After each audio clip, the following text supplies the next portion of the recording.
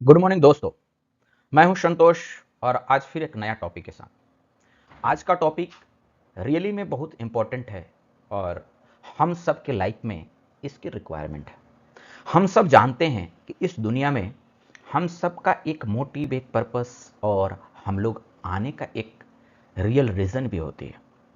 तो उसी भी मोटिव, उठी उसी फंक्शन, और अगर मैं आपको कहूं कि बिना काम किए हुए आप अपना ड्रीम को एंजॉय कर पाएँ, तो रियल में ये मज़ाक आपको लगेगा। लेकिन आप बस हमारे साथ अगले 4 से 5 मिनट बने रहें, आपको ये रियलिटी समझ में आएगा कि कैसे बिना काम किए हुए आप अपने हर इच्छा और हर चीज़ को आप पूरा कर सकते हैं। और रियली में ये सबके लिए एक ड्रीम वर्क है।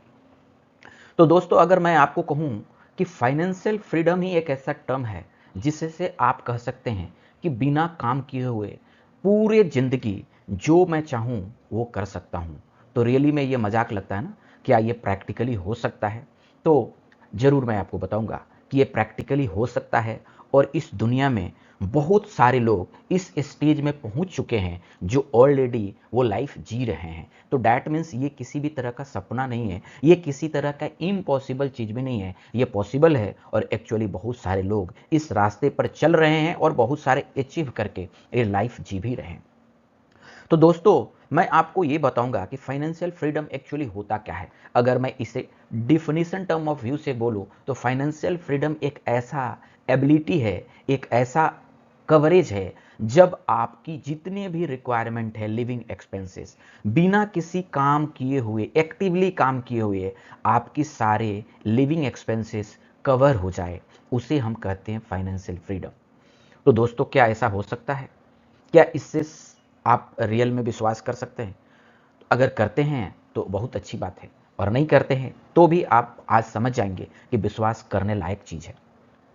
एक्चुअली फाइनेंशियल फ्रीडम में हमें बहुत कुछ सेक्रीफाइस भी नहीं करना है। कोई भी आदमी अपने जीवन में अगर आज ठान ले कि हमें कुछ करना है, वो कर सकता है। बस सबका एक समय होता है और उसके लिए आपको उसका कीमत चुकाना पड़ेगा। तो उसी तरह फाइनेंशियल फ्रीडम के लिए भी आपको कीमत चुकाना पड़ेगा, और वो कीमत है कि आपको अपनी अर्निंग का शुरुआत, अगर आपके पास रिस्पॉन्सिबिलिटी कम है तो कोशिश करें कि 50% तक आप अगर इन्वेस्ट करते हैं वैसे फंड में जो आपकी बहुत अच्छी रिटर्न, यानी कि इन्फ्लेशन से ज़्यादा हो, और अगर मैं कहूँ एब्सोल्यूट टर्म में, तो कम से कम 12 से 15% एनुअल CAGR के रेट से ग्रो करे। और वो फंड आपकी हो सकती है इक्विटी, उसके लिए रियल एस्टेट हो सकता है।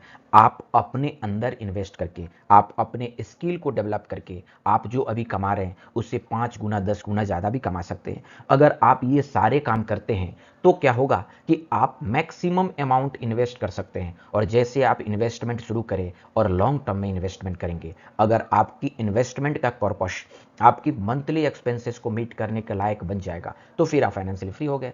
अब मैं एक प्रैक्टिकल एग्जांपल आपको देता हूं। मान लीजिए कोई इंसान की मंथली एक्सपेंसेस 50,000 रुपया है। अगर मैं आपको कहूं कि उसके पास कितना कॉर्पस हो जाएगा कि वो फाइनेंशियली फ्री हो जाए, तो एक स्टैंडर्ड टर्म्स जो फॉरेन कंट्री अप्लाई करती है वो है 40% ऑफ योर कैपिटल। लेकिन इंडिया में आप इससे कम कैपिटल में भी कर सकते हैं। लेकिन 40% ऑफ योर कैपिटल अगर आपकी एनुअल एक्सपेंसेस को पूरा कर दे, तो आपकी पैसा भी, यानी कि कैपिटल ग्रो भी होते रहेगी, और आपकी स्टैंडर्ड ऑफ लिविंग भी इसी 4% से कवर हो जाएगा। तो ये 50,000 किसी के मंथली एक्सपेंसेस है। इसका मतलब हुआ पूरे साल में उसे कितनी की ज़रूरत है?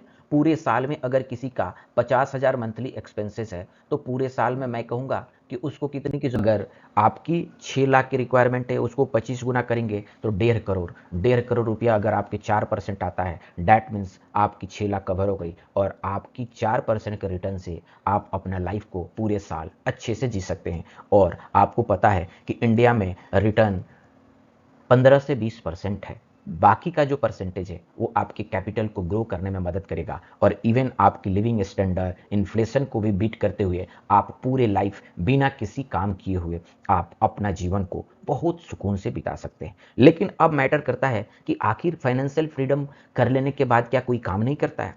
पूरा करता है। इवन आप जो आज काम कर रहे हैं उससे ज़्यादा करिएगा और मोटिवेटेड होकर करिएगा। तो इस अगला स्लाइड में मैं आपको यही बताऊंगा why financial important matter. Financially free होना क्यों इंपॉर्टेंट है? तो सबसे पहले हमारा स्ट्रेस को कम करता है, क्योंकि हम आज के जीवन में मैक्सिमम समय पैसे के तंगी में बिताते हैं। इससे हमारे लाइफ में बहुत बड़ी नेगेटिव स्ट्रेस आता है और हम दिन रात उसी फाइनेंशियल स्ट्रगल में फंसे रहते हैं। इससे क्या होता है ना कि हमारे जो भगवान की दी गई, जो हमारा गॉड ने हमारे अंदर एक दिमाग दिया और जो क्रिएटिव सोचने की क्षमता दी, हम उसे मार देते हैं। डैट मीन्स हम क्रिएटिव सोच ही नहीं पाते, क्योंकि हम अपने डे टू डे एक्सपेंसेस में ही फंसे रह जाते हैं। तो अगर आप फाइनेंशियली फ्री हो जाते हैं तो आपका स्ट्रेस कम हो जाएगा और आप अपने मेंटल एबिलिटी को ज़्यादा यूज कर पाएंगे। दूसरा, आपके पास टाइम रहेगा आपको अपना पैशन पूरा करने के लिए। मान लीजिए आपका पैशन है कि मुझे समाज सेवा करना है, मुझे पॉलिटिक्स में जाना है, मुझे डांसर बनना है, मुझे क्रिकेटर बनना है, मुझे टीचर बनना है, मुझे एजुकेटर बनना है, मुझे फाइनेंशियल एडवाइज़र बनना है, लेकिन आप वो ड्रीम नहीं पूरा कर पा रहे हैं। क्यों? क्योंकि आपको जो डेली एक्सपेंसेस है उसी में फंसे हुए हैं।